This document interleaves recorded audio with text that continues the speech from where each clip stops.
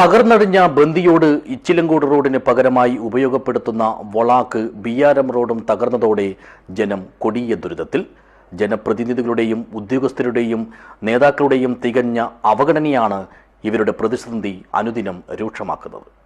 This news sponsored by ഗുണമേന്മയോട് കൂടിയ ഉൽപ്പന്നങ്ങൾ മിതമായ നിരക്കിൽ Sreekrishna hardwares, MG road, Kasaragod. കാലവർഷത്തിന്റെ കലിതുള്ളലിൽ 3 വർഷം മുമ്പാണ് ബന്ദിയോട് ഈച്ചിലങ്കോട് റോഡിന്റെ ഒരു വശം പുഴയിലേക്ക് ഇടിഞ്ഞു താഴ്ന്നത്.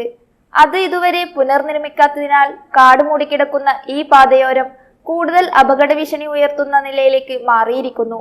അപരിചിതരായ യാത്രക്കാർ അറിയാതെ ഇതുവഴി വന്നാൽ അത്യാഹിതം സംഭവിക്കുമെന്നത് സുനിശ്ചിതമാണ്.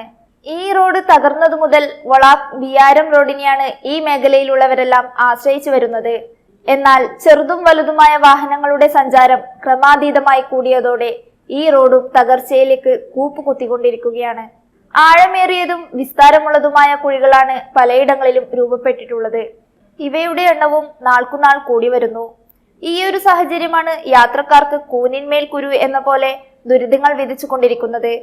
അറ്റകുറ്റപ്പണികൾ ഭയന്ന് ഓട്ടോ ടാക്സികൾ മിക്കതും ഇതുവഴി കടന്നു പോകാൻ മടിക്കുന്നു.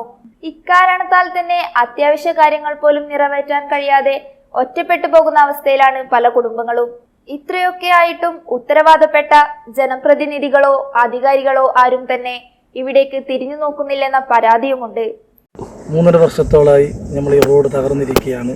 ഒരു പരിഹാരവും ഇതുവരെ ഇവിടെ കണ്ടെത്താൻ MLAക്കോ MP ക്കോ ഇവിടുത്തെ ജനപ്രതിനിധികൾക്ക് ആർക്കും പറ്റിയിട്ടില്ല.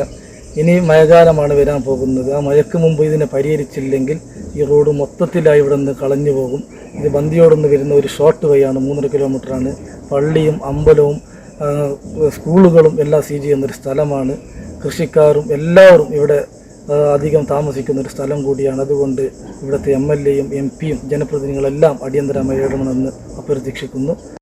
തുടക്കത്തിലെ വാഗ്ദാനങ്ങളെല്ലാം ഇവർ പാടെ മറന്നിരിക്കുന്നു.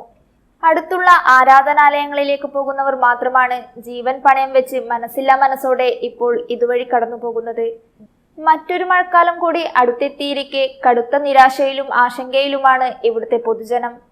അടിയന്തര പ്രാധാന്യത്തോടെ ആവശ്യമായ തുക അനുവദിച്ച് ഈ റോഡിനെ ആധുനിക രീതിയിൽ നവീകരിച്ച് മതിയായ തെരുവ് വിളക്കുകളും സ്ഥാപിച്ച് നാടിന് സമർപ്പിക്കണമെന്നതാണ് പൊതുവെ ഉയരുന്ന ആവശ്യവും.